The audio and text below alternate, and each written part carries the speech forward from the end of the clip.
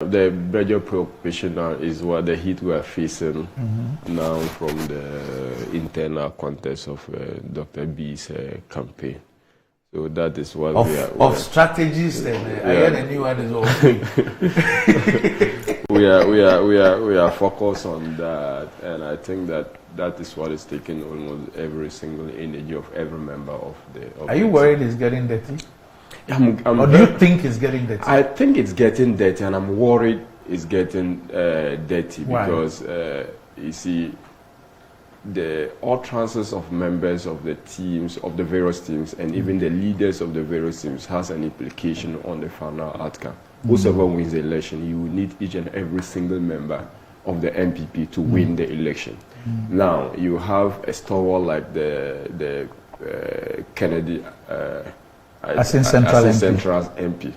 Mr. Kennedy making some utterances, and he even comments to the effect that if they don't take time, they will crash the party. If a stalwart of that, they're just making such comments, it's very threatening. And aside that, every single member has a constituency. It can be a constituency of one. But the Constitution clearly says that you need 50 plus 1. So without that single person, I'm not sure you can win political power. So we are worried, especially also when you have the advantage. You don't want to do anything that will jeopardize that chance of winning the election. Say you have the advantage, you mean that you are in the lead? Yeah, I mean, it's quite clear that Dr. Bawumia is very much in the lead, and the fear we are having that if we don't manage our campaign, if we don't manage the utterances very well, he may win, but because of the fracture that we have caused to ourselves, we may not be able to win the 2024 election. So, and it is not the primary that should be the focus of people. It is the main election. And when you have an election that is so crucial, like the upcoming election in 2024, where we have the person of John Dramani Mahama, who has been a president, who knows what it takes to win election, who has who has led the people or the party to victory, coming against an NPP side, where you have the only experienced person among them would be the vice president, because he has partnered with the president to win 2 elections and has also been in government. It therefore signifies that if we do not take time, we are going to lose the election to the NPP, and this is not necessarily, and this is winning the election from on merit. So that fear and that uncertainty around the outcome of the election is making me personally to be worried. And I'm equally sure the vice president is equal, and he's very measured. And when you sit with him, his only concern is that, look, we should do our campaign in a way that we will be able to build bridges at the end of the day, so that people will not be hurt, so that reconciliation will be extremely difficult. Because at the end of the day, we need to reconcile. And when we reconcile and everyone genuinely feels that there's a genuine reconciliation, I'm sure everyone will support. And you also... What do you say to those who hold a view? For example, there's an audio I listened to, and Honorable Ken Agyapong makes the point that he was reacting or responding to something said at the vice president's on the vice president's campaign, the issue about strategists.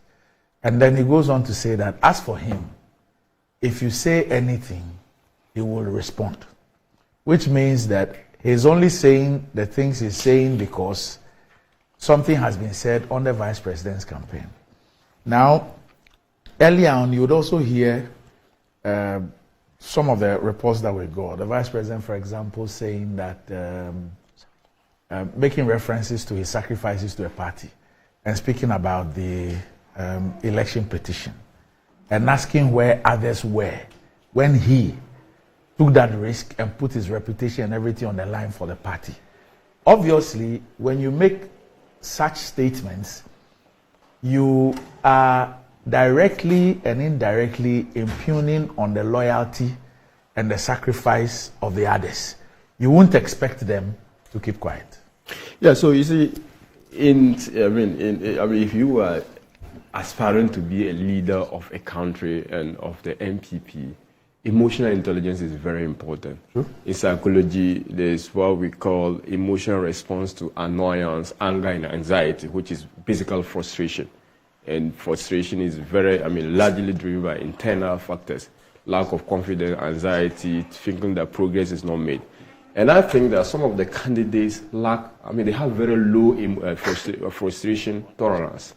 Very low frustration tolerance to the effect that if someone raises a point on the campaign, what you need to do is that you can come back and criticize that same point and make your point without necessarily going on a destructive path.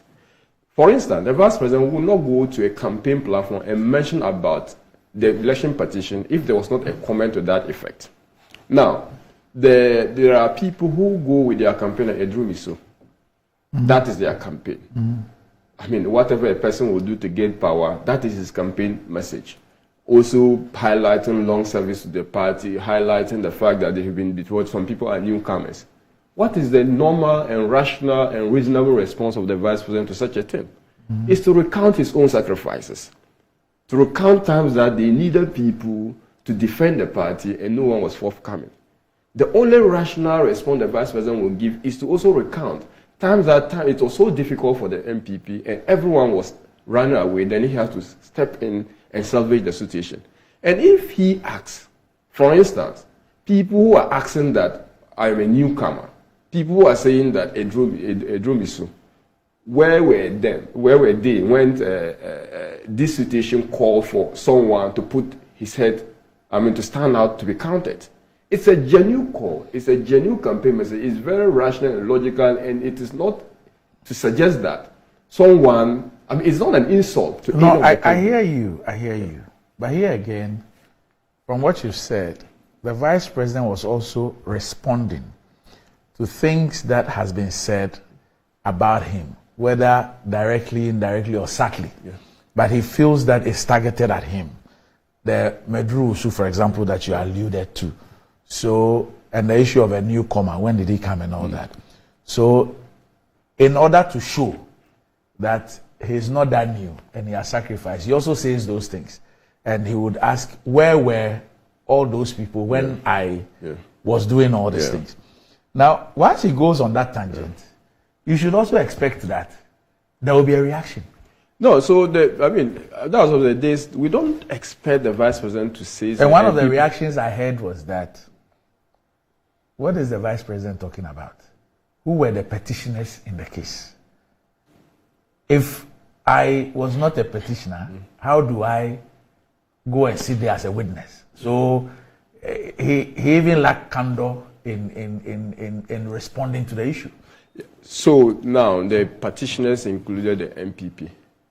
The party itself. The party. Yes. Okay, the initial stage until the revision. Yes. Okay.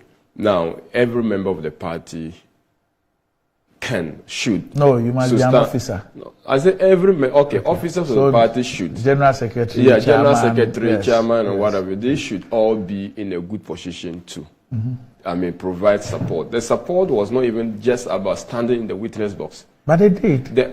We always saw them there. We always saw them there in court, they granting interviews, sitting there, providing solidarity, doing all those things. I don't know the kind of support. To that extent, we can all say that we support them, because if that is the support we are looking at, then everyone will. So that is the thing that we just have to look at. If the vice president says something you feel, you can come and criticize what he says, but not to press a button that seeks to say that we are on a roller coaster that if we don't take time, we'll crash the party. A statesman should not be speaking that way. And if you realize prior to the comments that were made by Mr. Ken, for instance, he holds the vice president in very high esteem. But because there's a contest, prior to his intention, he made it clear that he supported the vice president to become the president of the Republic of Ghana, until he decided to also join the Bawumia. So I think that we can go on with the campaign in a very clean manner. The vice president would respond to comments that seek to suggest that he's not competent, he has not sacrificed for the party, because if he doesn't do that, what else is he in the race for? But in responding to the conduct of that response, the choice of words are very important.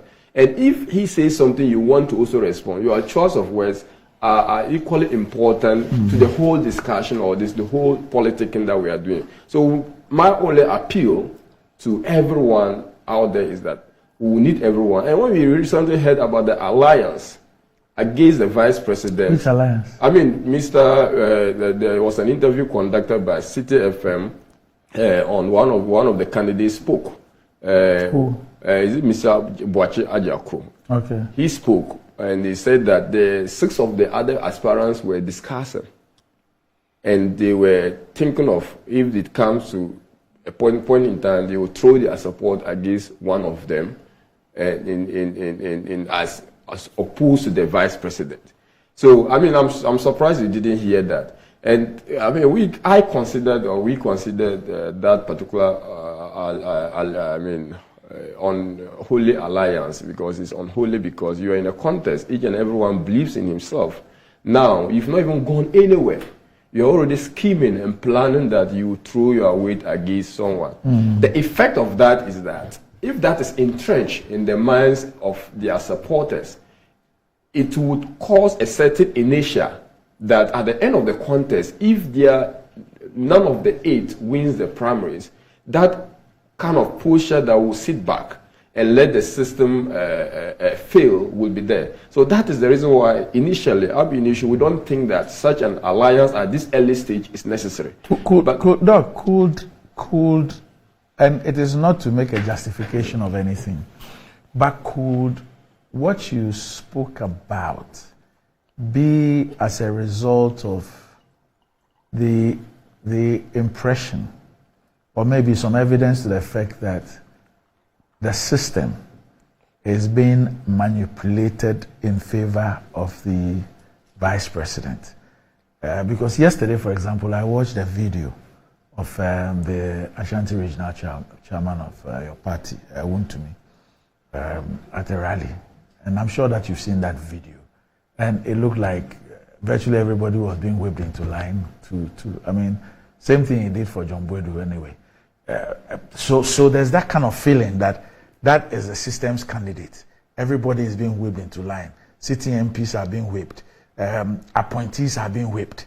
Everybody is being whipped. And so the system itself is whipping everybody to go for a particular candidate. Won't the response of a person like Boakye Jaku and perhaps those who collaborate with him on that be as a result of this? Doc, at no point in time in the history of the NPP has any system determined a presidential candidate for the party. Really? At no point in time. Okay.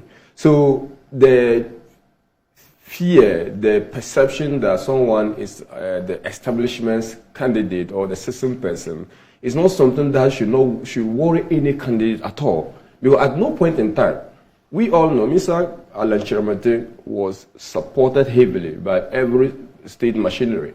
Okay, yet he lost woefully to Nana Akufo-Addo.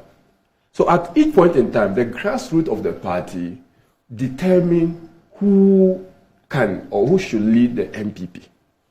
Okay, so they should know better. They know they have the benefit of this history. They have been part and parcel of it, so they shouldn't create that sense. Secondly, let's assume that members of parliament are responding naturally to their demands of their constituents. Because I'll be a stupid MP if my constituents are rooting for a particular candidate and I stand in contra opposition to that particular candidate. I'm virtually losing my seat. So most members of the parliament are doing the rational thing to support the vice president because that is what their constituents have asked them to do.